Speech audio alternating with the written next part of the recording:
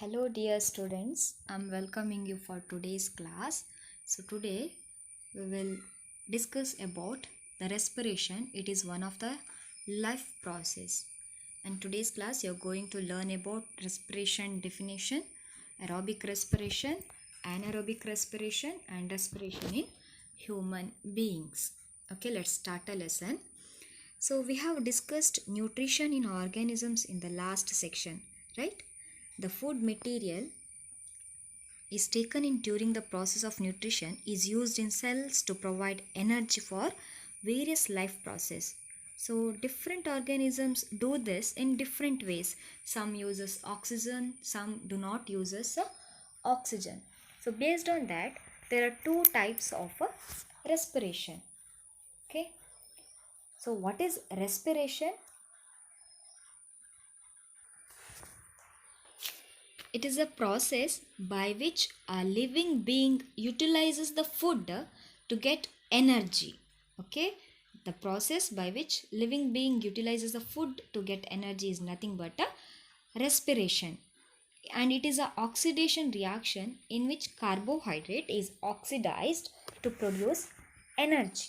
So mainly there are two types of respiration: aerobic respiration and anaerobic respiration.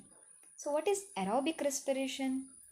The respiration, it occurs in the presence of oxygen. That is called aerobic respiration. Whereas anaerobic respiration, the respiration occurs in the lack of oxygen or completely absence of oxygen. So mainly there are two types of respiration, aerobic and anaerobic respiration. Okay, now are breathing and respiration same? So what is breathing? Breathing is just physical process. It involves only the exchange of gases. Like we intake oxygen and we breathe out the carbon dioxide. That process is called a breathing. But what is respiration? It is a biochemical process to release energy from organic compounds, and then it is used for performing different physical activities. So respiration is different, breathing is different. They are not same. Yes, as I told you earlier that different organisms gets energy in a different way. Let's see that. So glucose is breaks down into three molecules of carbon, and this process occurs in aerobic as well as anaerobic respiration. That is, in both the process the first step is same, that is breakdown of glucose. Okay, so glucose consists of 6 carbon molecules, and this 6 carbon molecules breaks down into 3 carbon molecules, and that compound is called a pyruvate, and this reaction occurs in a cytoplasm. It is one of the component in a cell. Okay, in cytoplasm the glucose compound breaks down into pyruvate, and further the pyruvate reacts with oxygen to get different products. Okay, that is based on the presence of oxygen, availability of oxygen. So let's see one by one. In the first case, that is absence of oxygen. If the oxygen is absent completely, what happens in a pyruvate? Let's see. So especially this occurs in yeast, okay, fermentation process. So in this process we get ethanol and carbon dioxide as an end product. Here the energy produced is very less.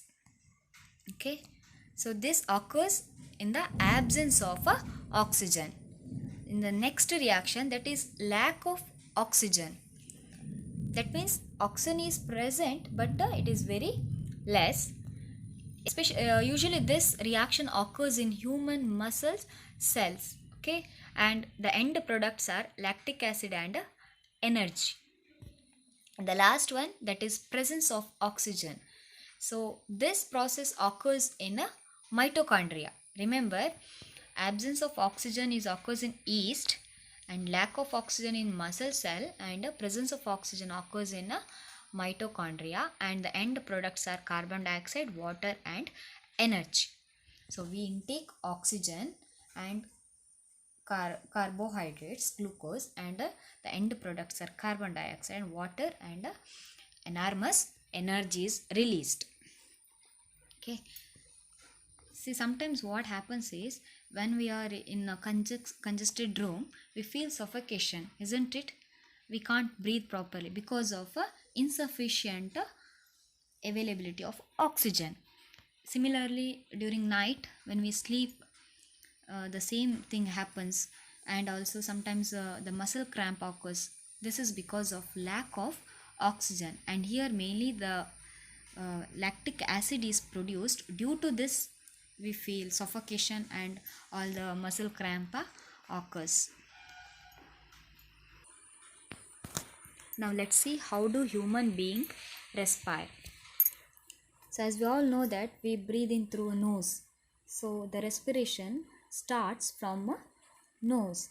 Air enters a human body through nostril, and it has a fine hairs which filter the dust particles for the air passing through it.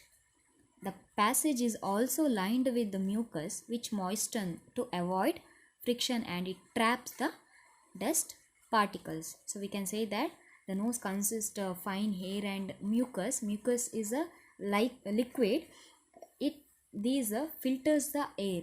That means they absorbs the dust particles and as well as some foreign materials in it, and allows the air into the lungs. Okay, so let's see after what happens in lungs. The air passage divides into smaller and smaller tubes, and it finally reaches to the alveoli. That means the air passes through a throat and through a pipe called trachea, and trachea consist cartilaginous rings that ensures smooth flow of air into the lungs. From here, the air passes through bronchi, and it forms a network of tubes called bronchioles. You can see here the bronchioles. Of each bronchioles, you will find balloon like structure called alveoli, and it provides surface where the exchange of gases can takes place, that is exchange of carbon dioxide and oxygen takes place in alveoli, and the walls of the alveoli contain an extensive network of blood vessels. Okay, now let's understand this process through an activity. So all of you sit straight and just close your eyes, take a long breathe in, breathe out, breathe in, breathe out.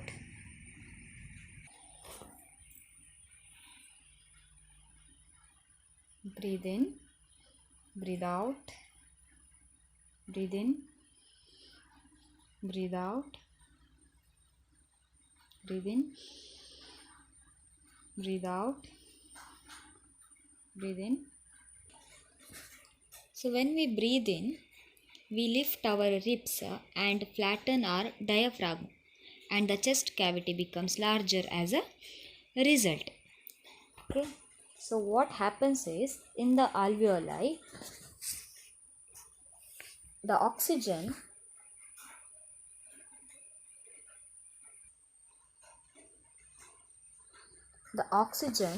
in the alveolar air is taken in blood in the alveolar blood vessels, and it is transported to all the cells in the body. So oxygen from the alveoli transports to the various parts of the body.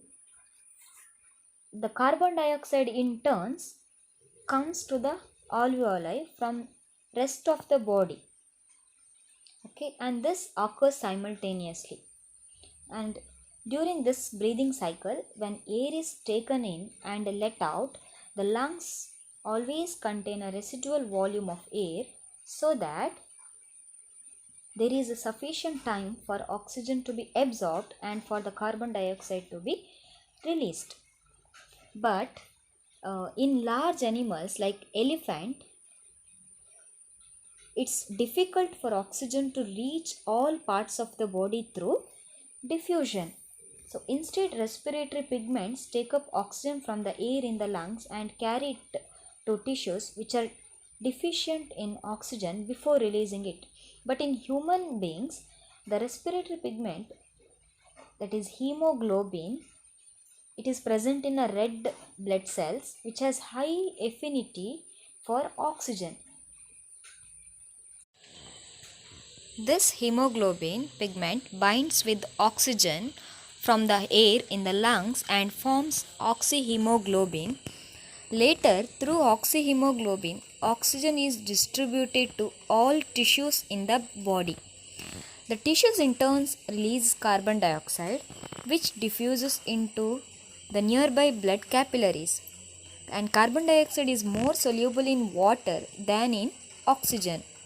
Therefore, carbon dioxide is gently transported through blood as a bicarbonate, that is hydrogen carbonate, which is its dissolved form. So finally we have reached at the end of this class, and today's class we have learnt about aerobic respiration and anaerobic respiration and respiration in human beings. Thank you.